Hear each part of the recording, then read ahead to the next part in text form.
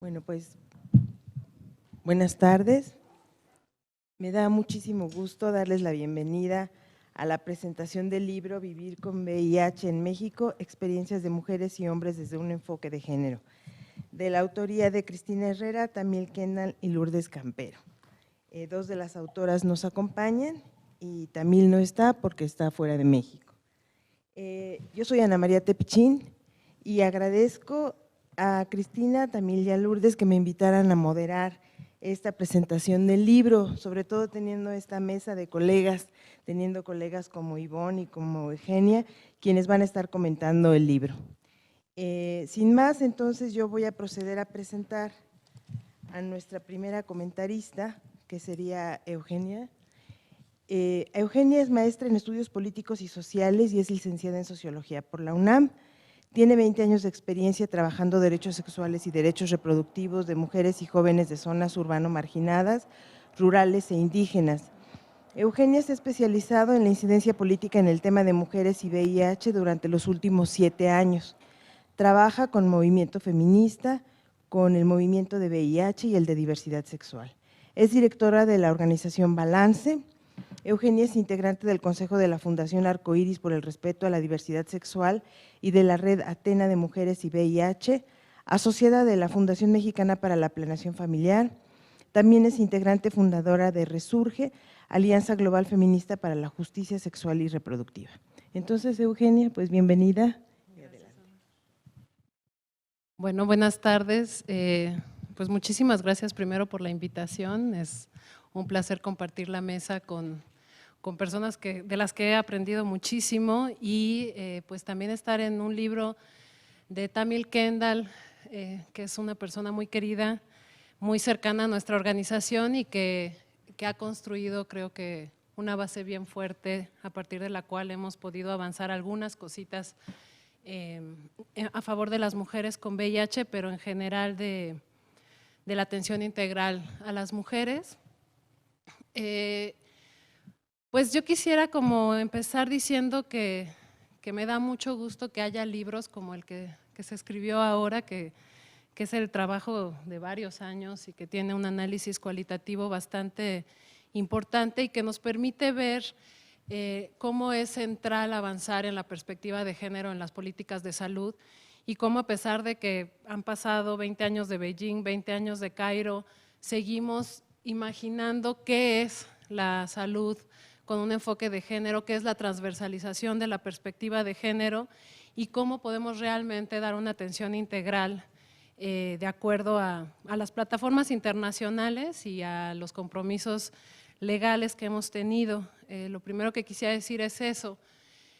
Desde Beijing se comprometen los países a dar información para que las mujeres decidamos sobre nuestra sexualidad y nos protejamos y tengamos derechos y se ha ido ratificando y sin embargo no existen todavía políticas, ¿no? Y el VIH está justo en ese centro de la sexualidad y cuando surge, pues teníamos como mucho el optimismo de que se hablara entonces de sexualidad, ¿no? Y hemos logrado que con el VIH hablemos de antirretrovirales, de médicos, de otras cosas, pero la sexualidad otra vez quedó al margen. Entonces, este tipo de análisis que vuelven a colocar la sexualidad, las normas de género, el heterocentrismo, el sexismo y cómo estos se implementan en la vida cotidiana, en las políticas públicas, pues nos dejan ver lo lejos que estamos. Hice un ejercicio rápido de las recomendaciones que deberíamos de estar siguiendo en este hilo y en primer lugar encontré la de 1990 de CEDAW, que decía justamente que en la recomendación número 15 que se tiene que evitar la discriminación de género en todas las respuestas al VIH, ¿no? Incluso antes de Beijing y de Cairo. En el 2010 la Agenda para el Aceleramiento, que se menciona en el libro, pero que además hace énfasis en que no es solo de esos países de África la necesidad, sino que en todos los países se tiene que considerar el aceleramiento de la respuesta en las mujeres y las niñas porque vamos tarde, ¿no? Es como la idea que nos permite dar. Y en los objetivos de la Declaración Política del 2011 está claramente el objetivo de eliminar la discriminación de género, ¿no? O sea, son compromisos firmados por nuestros países.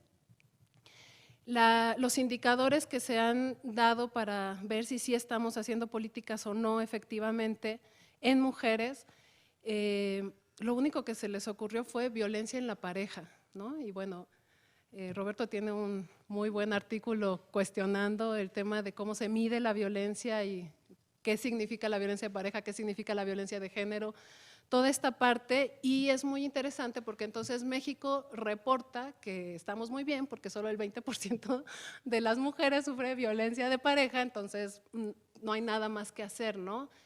Y bueno, está el otro indicador de la prevención perinatal, en donde se reproduce la idea de las mujeres como vectores de la enfermedad y en donde no se aborda este contexto de derechos humanos. Entonces creo que el libro nos da como mucho contenido para entender claramente cómo no estamos respondiendo a los compromisos que tenemos. Creo que llega además en un momento muy oportuno porque por primera vez el Plan Nacional de VIH sí considera a las mujeres como parte de las poblaciones para hacer prevención. Sí considera a la salud reproductiva como una acción concreta a desarrollarse en los servicios especializados de VIH y considera a las mujeres trans como parte de la diversidad de mujeres a las que hay que dar una atención específica. Entonces, creo que justo el discurso del libro que nos pasa justamente por cómo conocen las personas su diagnóstico, cómo la prevención enfocada a ciertos grupos y con énfasis en los grupos gays está dejando de lado a la mayoría de los hombres, sin importar cuál sea su práctica sexual, ¿no? O sea, sí hay muchas prácticas homoeróticas, pero hay como un desmarcamiento claro de los hombres hacia ese tipo de lenguaje que es el que se ha preferido para usar en los temas de prevención. Y cómo el tratamiento, los grupos de apoyo todavía necesitan pues avanzar, ¿no? En la última reunión del CONACYDA se ponía todavía en duda si era relevante tener realmente grupos de apoyo solo de mujeres, ¿no? Por ejemplo. Y aquí está como muy bien documentados los alcances que puede tener y la transformación que tiene. En las primeras páginas se cita a Cencida del 2010, en donde la mitad de los hombres se autoidentifican como heterosexuales, la mitad de los hombres con VIH, no de la investigación, sino en general. Y yo creo que, bueno, esa idea solita nos podría llevar a pensar y a reflexionar cómo y qué se está haciendo en el país. Yo pienso que queda claro que la respuesta sigue reproduciendo el heterocentrismo, el sexismo y el status quo, ¿no? O sea, hemos hecho este circuito de gays, ¿no? Pero que sigue reproduciendo los estereotipos, que sigue reproduciendo además el gay norteamericano de la Condesa que está orgulloso y que va con la bandera hasta adelante, ¿no? Y entonces el erotismo y los mensajes de prevención van enfocados solamente a ese sector y se descobija todo el resto. La idea de que como las normas de género son tan difíciles de cambiar, entonces mejor enfoquémonos a los hombres porque en lo que las mujeres pueden negociar el condón ya va a ser muy tarde, ¿no? Y cómo entonces eso sigue siendo el aceite que está en la maquinaria de la respuesta. Creo que los argumentos epidemiológicos y las categorías epidemiológicas nos están dejando de lado la complejidad real de la sexualidad. Creo que sí deberíamos de pensar qué tanto podríamos dar mensajes a la población en general más enfocados en las prácticas y no en los grupos y no en los contextos. Y creo que sí, el VIH es una oportunidad que hemos tenido para transformar la cultura sexual y las normas de género, pero hemos elegido seguir haciendo lo mismo de siempre, ¿no? Entonces no hemos podido romper realmente con las reglas que nos están afectando y no estamos abriendo los ojos a las personas de carne y hueso que son las que están yendo a los servicios y que son las que reciben las campañas, incluso los diagnósticos, ¿no? O sea, todavía el diagnóstico, me gusta mucho las categorías que usaron, ¿no? De las mujeres, el inimaginable, ¿no? O sea, que cuando una mujer recibe el diagnóstico positivo es algo que nunca lo había pensado, pero incluso los médicos, ¿no? Y las médicas. Muchas veces hay todo un circuito de búsqueda de atención médica antes de que se identifique que tiene VIH, porque a los médicos nunca les pasa por la cabeza que la mujer que tienen enfrente pudiera tener VIH. Y bueno, finalmente la idea de la participación política que cierra con una parte muy optimista, ¿no? de los logros que sí ha tenido el movimiento de VIH, pero bueno, no es que yo no sea optimista, pero creo que eso tuvo como un alcance de que cuando empezaron las mujeres líderes a incorporarse en el movimiento y a destacar, que se ha quedado de alguna manera pasmado, ¿no? Como que la inequidad de género se reproduce en el movimiento de VIH y en la respuesta, y la inequidad de los grupos de mujeres en el movimiento feminista. Entonces necesitamos como ir más allá del tokenismo que ha pasado, de que las mujeres ya llegaron a los espacios de toma de decisiones, pero se necesita entender mejor el proceso de fortalecimiento de liderazgos a largo plazo y el discurso que cada vez ha sido más especializado, el libro lo explica bien, para poder tener tracción en las políticas públicas, pero que por el otro lado ha dejado la parte humana de lado, ¿no? Entonces las mujeres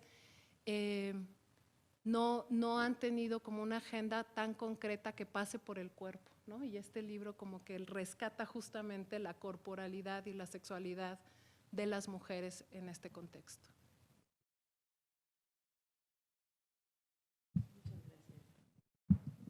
Muy bien, pues entonces vamos a pasar con Ivonne.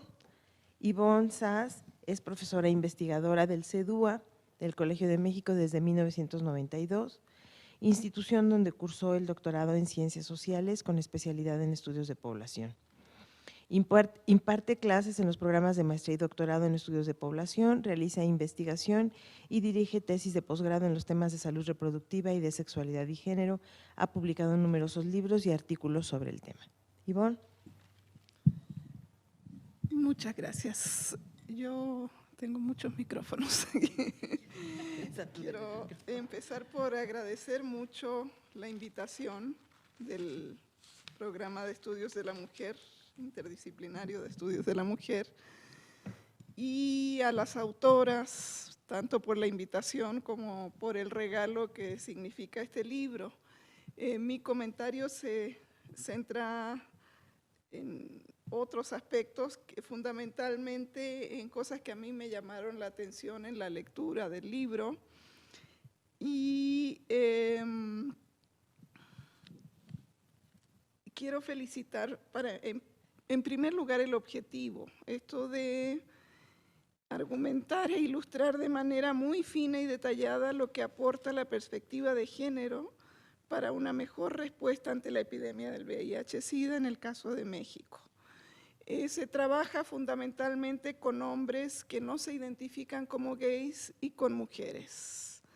Es una investigación cualitativa, abordaje que permite recuperar, y desde el título se recupera, las experiencias de los sujetos, ¿no? Que es para mí otro acierto que considero muy importante. Las experiencias de las personas y las necesidades específicas de hombres, de mujeres, de distintos hombres, de distintas mujeres. Otro logro que a mí me pareció muy importante es la complejidad teórica, conceptual, interpretativa, con la que enfrentan temas muy delicados, cuestiones muy delicadas, y al mismo tiempo la claridad y la sencillez con que las exponen, ¿no? O sea, todo esto que yo, por más que leo y trato de entender esto de cómo estudiar el cuerpo y del cuerpo vivido y en fin, por fin lo entendí. No, está clarísimo, ¿no? Lo que es ser el propio cuerpo, etcétera. Entre esas cuestiones muy delicadas, muy complejas, que manejan con esta mezcla de profundidad y claridad, sencillez, es, por ejemplo, la manera en que el sistema sexo-género dominante impacta el ejercicio de la sexualidad, lo que ya decía Eugenia. Tanto de hombres como de mujeres en el estudio, como de antes y después del diagnóstico de VIH.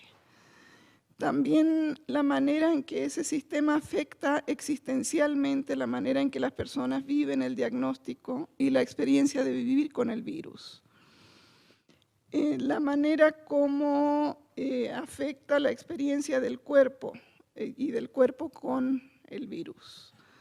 La forma en que impacta las posibilidades de tomar conciencia de derechos, de ejercer ciudadanía, de tener capacidad de decidir y de actuar de manera autónoma.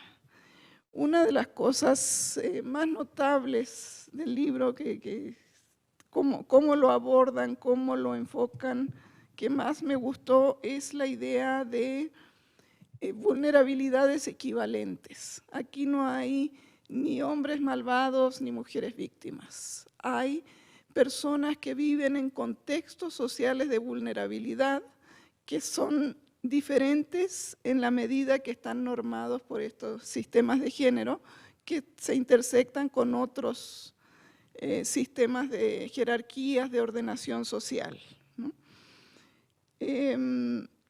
Hacia el final voy a decir cuál es la importancia de este libro para las políticas, ¿no? Es un llamado, es un profundo llamado a tratar de evitar que las intervenciones se queden en un aspecto parcial y que puede ser incluso confuso, de culpabilización individual. No cambió su conducta, no se protegió, se puso en riesgo. Entonces, y en cambio es un llamado a transformar estructuras sociales. Nada sencillo, buscar cómo no reproducirlas, ni institucional, ni social, ni cultural, ni políticamente. Asumir, en cambio, que las subjetividades de hombres distintos y de mujeres distintas se va construyendo y reconstruyendo día con día con base en esas estructuras sociales y muy fundamentalmente en estos aspectos, en las estructuras de sexo y género y en sus experiencias. Y eso define muchas complejidades en las prácticas sociales de hombres y de mujeres y muchas limitaciones en la autonomía que tienen para actuar de manera racional o razonable, ¿no? En mi comentario me centraré en uno de los, son 8 temas más o menos que se abordan en este libro, y yo me quiero situar en uno de ellos por imposibilidad de, en el tiempo limitado, abarcar todo, pero este tema es obviamente el de la relación entre sexualidad y género, ¿no? Que es el que más me llamó la atención porque pareciera que conocemos, que sabemos cómo se da, etcétera, pero vemos que no está retomado lo que se sabe en las intervenciones, en cómo se diseñan, en cómo se enfocan, pero además están aportando las autoras muchos elementos nuevos sobre estas construcciones de la sexualidad y el género, y quiero destacar algunos de esos. Hay un momento en el libro que dicen, o que uno de los testimonios dice, todos queremos ser respetados, todos queremos ser aceptados socialmente, todos queremos ser queridos, todos queremos ser legítimos. No hay nada más deseable que pertenecer y ser considerado adecuado, ¿no? Y eso construye totalmente lo que podemos y lo que no podemos hacer con nosotros mismos en las relaciones. En el caso de la sexualidad masculina, muestran cómo es compleja y contradictoria. En algún momento se habla de esquizofrenia, entre por una parte el deseo de ser respetables, padres de familia, jefes de hogar, hombres con una pareja femenina, estable, legítima, que les da lugar en el mundo, y al mismo tiempo una serie de cuestiones relacionadas con la construcción de la hombría, la respetabilidad como hombre, el no ser confundido con hombre afeminado, el ser respetado por otros hombres en espacios de sociabilidad con otros hombres, ¿no? En los que espacios como el trabajo, el encierro, el deporte, la diversión, donde se debe estar manifestando permanentemente la hombría, y se vinculan con consumo de alcohol, con destrampe, con reventarse, con pasarla bien y obviamente con tener relaciones sexuales ocasionales. Y cómo permanentemente estas cuestiones juegan en tensión en la vida de los varones y en el ejercicio de su sexualidad. A su vez, la respetabilidad de las mujeres está basada en un comportamiento sexual de abstención sexual mientras no se tiene una pareja socialmente legítima, establecida, y una vez que se establece una pareja, un comportamiento sexual monógamo y muy inmediatamente reproductivo. Como dato curioso, demográficamente no ha cambiado el tiempo en que las mujeres de los años 40, de los años 50, de los años 60, de los años 70, ¿verdad? Una vez que se unían, ¿cuánto tardan en tener el primer hijo? Sigue siendo el mismo lapso, ¿no? O sea, hay un lazo muy fuerte entre sexualidad, unión marital, reproducción, en el caso de las mujeres. Y la consabida división en dos tipos de mujeres, las aceptables socialmente y las malvadas, que deben quedar aparte, con las que no se puede hacer pareja y con las que se tienen además estas aventuras sexuales en espacios de hombres, ¿no? El énfasis en la perspectiva de género, en el hecho de estas valoraciones sociales, estas jerarquías, con base en valores, representaciones socialmente construidas, ejercicio de poder que implican estas jerarquías, campos de fuerzas inestables, el poder no se basa necesariamente en coerción, sino en un orden simbólico que legitima unos comportamientos y deslegitima otros, en normas, en instituciones, en autodisciplina, que producen y reproducen identidades y subjetividades individuales y colectivas, y generan relaciones de opresión, subordinación social, que son aceptadas y naturalizadas en el pensamiento de sentido común, ¿no?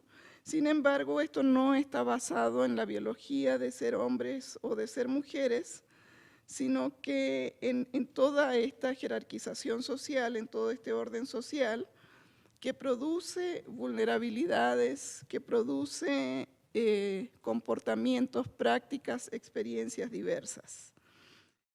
Se habla también de vulnerabilidades acumuladas a lo largo de una vida. Se intersectan con otras posiciones de sujetos en otros órdenes de clasificación, clase social, etnia, orientación sexual, etc., ¿no? Se habla en este libro de que hay un común acuerdo en el pensamiento teórico, en el sentido que a partir de los años 60 y la llamada revolución sexual o revolución anticonceptiva, que permitió en el mundo separar sexualidad de reproducción en el caso de las mujeres, cambió totalmente, se hizo mucho más flexible la normatividad en relación, la regulación de la sexualidad, sobre todo de la sexualidad de las mujeres. Sin embargo, nos dicen las autoras de que ese proceso en México ha sido lento y con resistencias. Y especialmente la transformación ha sido lenta en la forma en que cada género debe expresar y ejercer la sexualidad. esta lentitud de la transformación y esta contradicción entre una serie de cambios como el descenso de la fecundidad, el aumento de la escolaridad, la progresiva participación de las mujeres en los mercados de trabajo, todo lo que se fue modificando contrasta con la relativa permanencia de estas normas sobre la vida sexual. Entre los aspectos complejos que decía yo de la vida sexual de los varones, está esta contradicción entre el deseo de afecto, de compromiso de una pareja mujer estable, con formar familia, tener hijos, ser un hombre jefe de familia, responsable, y las demostraciones de sexualidad activa que se ejercen con otras mujeres que no son la pareja y también con otros hombres. Generalmente de manera ocasional y en relación con espacios, momentos, circunstancias de la vida, muy relacionados con el trabajo, con la migración y con la diversión, en que no hay acceso a la pareja ni hay acceso a mujeres en general, ¿no? Son espacios y no tiene que ver con identidades homosexuales, con identidades gays, sino con la propia construcción del ser hombre, ¿no? Se refieren a la socialización con alcohol y drogas, los espacios con otros hombres, el deseo sexual masculino como una necesidad del cuerpo, como destrampe, como algo en el que el cuerpo funciona solo, que reacciona, más allá de cualquier compromiso, de cualquier relación afectiva, simplemente es algo casi separado, la mente con el cuerpo es el que actúa. Está desligado, como decía, del afecto y del compromiso, no se nombra, no se habla, es un asunto del cuerpo, se hace en silencio, en clandestinidad, ¿no?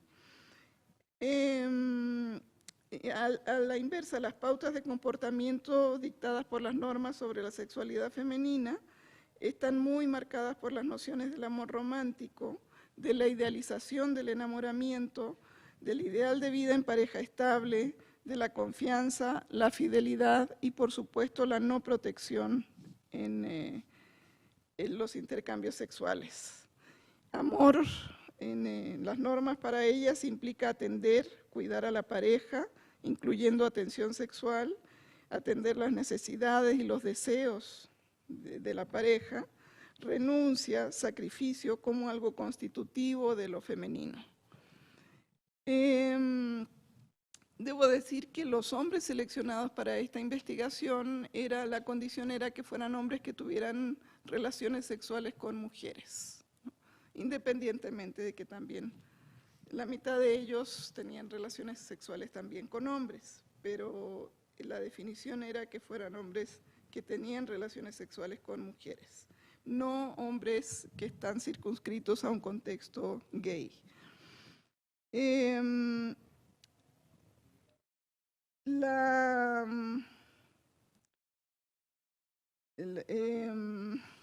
Los comportamientos, decía, esperados para las mujeres, el ideal sexual femenino, es de abstinencia sexual antes de la unión marital, la tendencia es a que todas entren en una unión tarde o temprano, lo más preferible es temprano, pero es universal en México, ¿no? Incluso en la pequeña muestra seleccionada dentro de la muestra, el análisis se hace sobre 40 entrevistas que se seleccionaron entre un conjunto más grande de entrevistas, 20 hombres y 20 mujeres, y de ellas ninguna aparece como soltera, ¿no? En los hombres hay 7 que aparecen como solteros, entre ellas ninguna. También la unión marital procreativa, la sexualidad procreativa y marital, el deseo de complacer a la pareja, la idea de fidelidad sexual absoluta. Estoy obviamente simplificando, esto no quiere decir que la realidad no sea más compleja, ¿no? Toda actividad sexual está ligada a un sentimiento afectivo. mientras que los comportamientos esperados para los hombres son de deseo activo, orientado a las mujeres, con posibilidades de otras parejas múltiples, diversas, que pueden ser simultáneas a una relación afectiva, son generalmente ocasionales y no afectan compromiso, no implican compromiso. Y ser fuerte, arriesgado, invulnerable. Las expectativas de los varones entrevistados sobre sus parejas sexuales es que si el otro es conocido, es limpio, se ve sano, no hay riesgo. Sin embargo, a los hombres la construcción de la hombría implica que les debe gustar la promiscuidad, salir afuera de la casa, a la calle, buscar, ir a las cantinas, tener vicios, cometer pecados, hacer maldades, ser canijos, tener libertad sexual, obtener placer, desahogo, destrampe, diversión. Y estas cuestiones son las que constituyen el contexto de vulnerabilidad para estos varones. En las mujeres, en cambio, la sexualidad es un terreno ajeno a su control e incluso a su deseo. Tienen escaso poder de negociación, de protección con un condón en una relación de pareja. Para ellas el contagio del VIH es inimaginable, como mencionaba Eugenia. Adquieren el virus a pesar de haberse portado bien, ¿no? Ellas aceptan las relaciones sexuales, no necesariamente las buscan, las desean, sino que son parte de la vida en pareja. Y en ese sentido hay menos control y no dar que hablar, no ser responsable, no ser sospechosa de tener una vida sexual activa.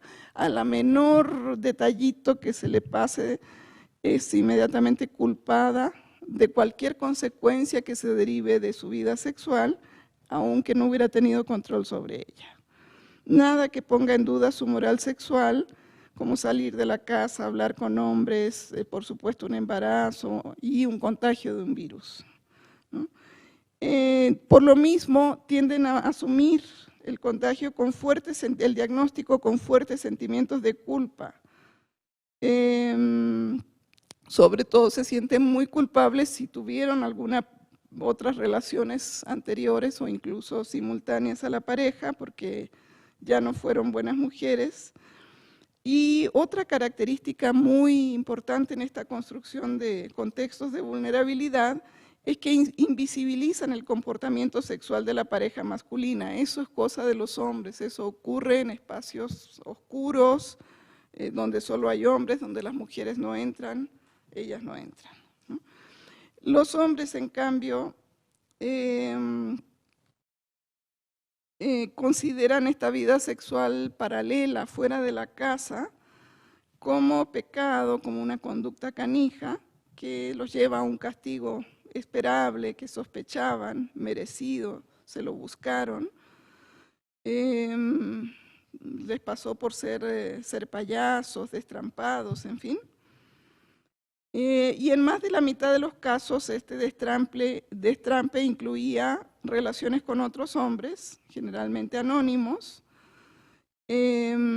mediado por consumo de alcohol y drogas, en ambientes solo de hombres, donde no hay mujeres disponibles, donde no hay nada de relaciones románticas, donde se vive la sexualidad como sexualidad infiel, digamos, pecadora, constitutiva de la hombría.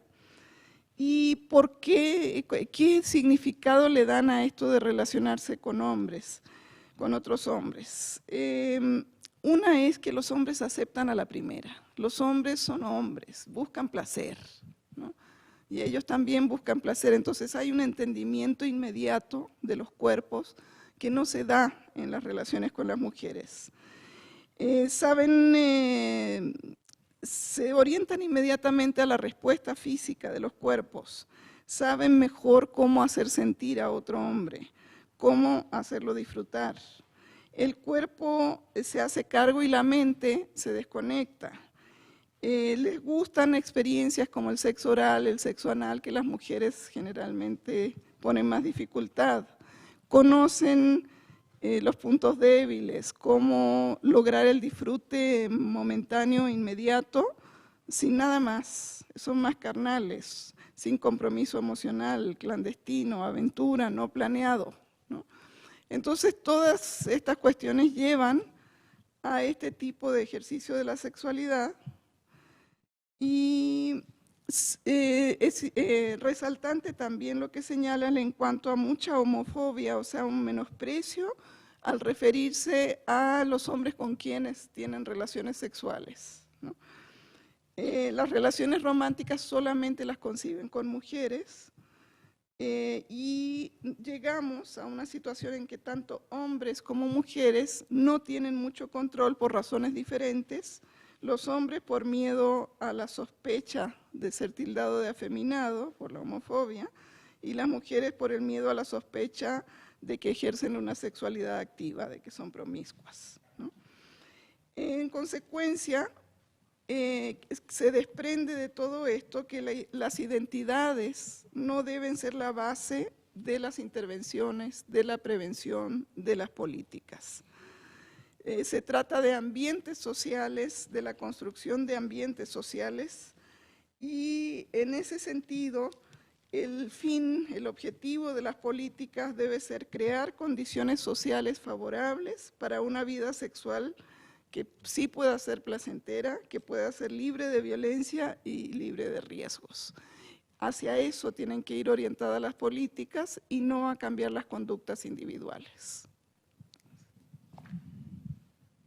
Muchas gracias, Ivonne.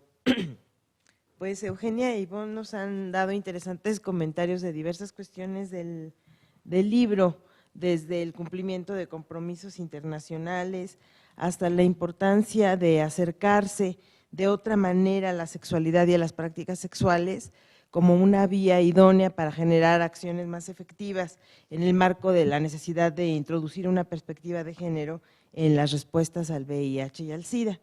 Ahora vamos a tener la oportunidad de escuchar a las autoras. Entonces yo voy a darle la palabra a Cristina Herrera, a presentarla. Cris es doctora en investigación en ciencias sociales con especialidad en sociología por la Flaxo, sede México, maestra en ciencias sociales por la misma institución y licenciada en sociología por la Facultad de Ciencias Sociales de la Universidad de Buenos Aires. Actualmente es profesora investigadora y coordinadora académica del Programa Interdisciplinario de Estudios de la Mujer en el Centro de Estudios Sociológicos del Colegio de México, además coordinadora del curso de verano. Es miembro del SNI nivel 2, sus líneas de investigación son género, trabajo, familia y pareja, violencia de género, salud, sexualidad, VIH, SIDA y políticas públicas relacionadas con dichos temas en los que ha publicado libros, artículos y capítulos del libro. Cris. Bueno, pues muchas gracias y bienvenidas y bienvenidos a esta presentación. Me da mucho gusto que estén aquí. Estoy muy contenta porque pues este libro es un producto de varios años de investigación que empezamos cuando Pacelli, es el apodo de Lourdes Campero, y Tamil Kendall, coincidimos las tres en el Instituto Nacional de Salud Pública ya hace varios años. Ahí trabajábamos el tema de mujeres y VIH, teníamos un proyecto importante sobre eso y bueno, fue en ese marco que iniciamos esta investigación, justamente tratando de entender desde el enfoque de género y de la sexualidad mediada por las construcciones de género, qué está pasando con las personas viviendo con VIH. Entonces, bueno, para mí además es un gusto enorme que Ivonne, que ha sido una de nuestras referencias bibliográficas importantes en estos temas, sea quien ha comentado el libro, y también Eugenia López, que pues ha trabajado muchísimo junto con Tamil en la red Balance. Tamil lamentablemente no puede estar aquí porque pues le ofrecieron un puesto en el Ministerio de Salud de Columbia Británica en Canadá, que es su país de origen, y se regresó y está como directora del Programa de Salud de la Mujer en esta Secretaría de Salud canadiense. Pero bueno, hubiera estado feliz de estar aquí también. Y además de académica, Tamil se dedicó mucho al activismo y con Eugenia han fundado esta red y han trabajado muchísimo por la visibilidad y los derechos de las mujeres con VIH y SIDA. Por eso también me da muchísimo gusto que Eugenia sea también una de las comentaristas y que Ana María también haya aceptado ser la moderadora, que es colega aquí del PM. Y también quiero agradecer mucho, como les decía, este es un proyecto largo que ha pasado por muchas etapas distintas y por el cual pasaron muchas personas, pero no quiero dejar fuera a Marta Caballero, que es egresada de aquí del CES, Nelly Caro, que también es egresada del CES, Ana Emilia Quirós, que ha trabajado mucho en el Colegio de México en distintos proyectos, con Ivonne Sass, por ejemplo, ha trabajado mucho, y Ángel Zarco, que también fue investigador del Instituto de Salud Pública y ahora está en el CIESAS, y también tiene bastante vínculo con el colegio. Por eso este libro para mí es muy importante que salga a través del colegio, después de mucha lucha porque salga finalmente, ¿no? Así que también agradezco al colegio y al CES que lo recibió, lo dictaminó y lo aprobó para publicar, y a Isabel Loza que nos ayudó muchísimo con la edición. Ella fue mi becaria y ahora es alumna de la maestría en estudios de género. No sé si está aquí, pero bueno, le quiero agradecer mucho. Pero básicamente también a todas las personas que nos han dado sus testimonios y sus relatos de vida para esta investigación. Ahora con Lourdes recordábamos algunos de ellos, algunos no están, ya fallecieron, porque empezamos la investigación justo cuando empezaba el acceso universal a los antirretrovirales. Fue en ese mismo año iniciamos la investigación, entonces pues muchas de las personas que nos dieron sus testimonios pues habían llegado tarde, ¿no? a este derecho a la salud. Entonces, pues mi agradecimiento y mi homenaje también a estas personas, bueno, y muchas otras están vivas también gracias a esto, gracias al activismo, gracias a los grupos y gracias a muchas cosas más que tienen que ver con lo que mencionaba también Eugenia, los grupos y las redes de la sociedad civil organizada que han sido fundamentales y que han permitido que mucha gente pudiera sobrevivir a esto, también gracias a que no los dejaron deprimirse y dejar los tratamientos y muchísimas situaciones que ocurren con el VIH. El libro plantea muchas problemáticas justo porque iniciamos hace varios años, que ahora han recibido algunas respuestas. Una de ellas, no la menos importante, es esta que menciono del acceso universal a los antirretrovirales, las pruebas rápidas para mujeres embarazadas, muchas medidas que se han tomado y también la sociedad civil se ha organizado, las propias mujeres con VIH que antes no tenían ninguna voz en la epidemia, cuando inició, ahora conforman una red de mujeres que tiene presencia en muchos ámbitos internacionales y también en CONACIDA y en CENSIDA. Eugenia es una de las actrices también en esta lucha y creo que eso también es un gran avance y un gran logro para las mujeres y los hombres también con VIH. Como decía Ivonne, nosotros tratamos de entrevistar a hombres que tuvieran, no que se definieran como heterosexuales, pero sí que reportaran tener prácticas sexuales con mujeres, justamente porque por un lado queríamos evitar esta cuestión de encasillarnos en las identidades, porque justo era la idea que queríamos plantear. Las políticas y los programas muchas veces están dirigidos a estas identidades considerando que son fijas, inamovibles, claras, etcétera, y la realidad, y eso es lo que pudimos documentar gracias a estos testimonios, es mucho más compleja, mucho más diversa y no es permeable a este tipo de mensajes, ¿no? Sin embargo, en la investigación encontramos justamente que muchos de estos hombres, la mitad, decía que tenía prácticas sexuales con otros hombres sin considerarse gays u homosexuales, ¿no? Y al contrario, reforzando el discurso homofóbico, lo cual era aparentemente una contradicción, pero no lo es en realidad, porque es una contradicción si lo consideramos desde las identidades sexuales, ¿no? Entonces, bueno, pues el marco teórico del género y los derechos humanos nos ayudó mucho para poder entender estas dinámicas. Y la idea básica del libro, como decía, algunas problemáticas no puedo decir que se han superado, sí puedo decir que han recibido respuestas, ¿no? Pero muchas otras no las han recibido. Eugenia mencionaba varias. La homofobia sigue existiendo, el sexismo sigue existiendo, el estigma y la discriminación en los servicios de salud sigue existiendo para estas personas, a pesar de las políticas. Existen las políticas a nivel nacional, pero en los estados muchas veces no funcionan o quienes están encargados de ponerlas en práctica no los llevan a la práctica. Se sigue reportando un muy bajo uso del condón, por ejemplo. Las mujeres siguen teniendo poca capacidad de negociación sexual y sobre todo las de escasos recursos, que son básicamente nuestras entrevistadas, ¿no? Y también hombres y mujeres que hemos entrevistado pertenecían a estos estratos socioeconómicos, que son los más vulnerables, como también muestran las cifras de casos de VIH y de prevalencias, donde los estados más pobres son los que tienen mayores prevalencias, mayores tasas de feminización de la epidemia.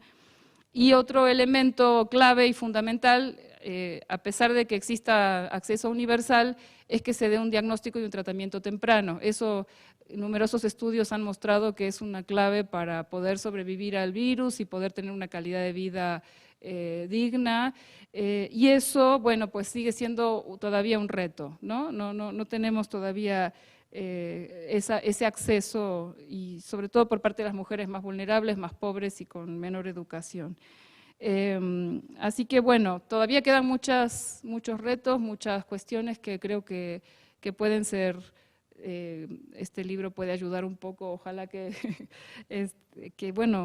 se tomen en cuenta algunas de los hallazgos, porque sí sigue existiendo el sistema de género y de normatividad que hace a las mujeres y a los hombres de muchas diversidades, como dijo Ivonne, vulnerables a la epidemia.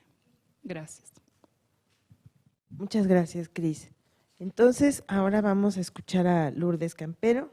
Lourdes es doctora en Educación por la Universidad Autónoma de Morelos, investigadora del Instituto Nacional de Salud Pública en la Dirección de Salud Reproductiva del Centro de Investigaciones en Salud Poblacional, miembro del Sistema Nacional de Investigadores Nivel 1, y ha tenido a su cargo diferentes proyectos de investigación. Sus principales áreas de trabajo son en salud sexual y reproductiva, salud sexual de los adolescentes, prevención del VIH, SIDA y embarazo adolescente, atención al nacimiento, apoyo psicosocial en el embarazo, parto y posparto y mortalidad materna.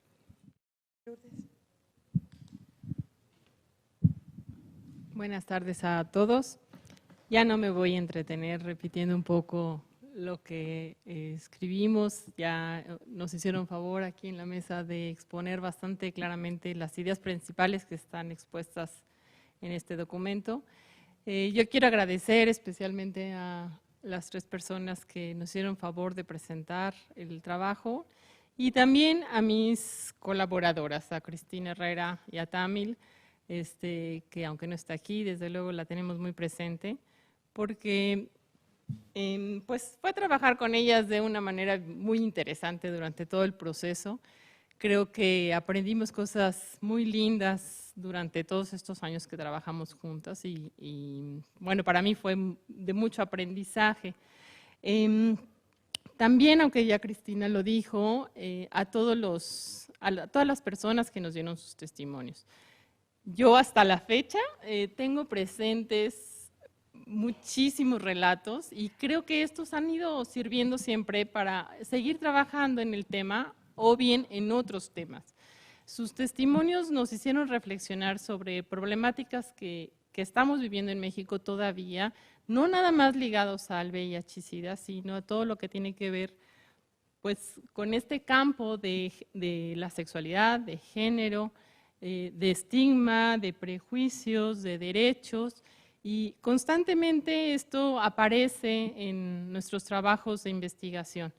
Entonces, bueno, yo hasta la fecha, como les digo, todavía tengo los recuerdos de Emma, de Benny, de Manuel, de Carlos, ¿no? que estuvieron presentes y que, pues gracias a habernos compartido lo que fue para ellos su experiencia de vivir con VIH, nos permite ahora plantearnos muchos retos metodológicos de una manera más fácil y también, pues como muchos aprendizajes de vida que nos hace reflexionar sobre nuestras propias experiencias como investigadores y como personas, ¿no? Entonces, bueno, para mí ha sido todo un aprendizaje, el cual quiero agradecer, aunque ya no estén aquí estas personas ahorita, pero realmente fue muy importante lo que hicieron por nosotros y lo que siguen haciendo por México, porque creo que es muy importante su experiencia de vida, ¿no?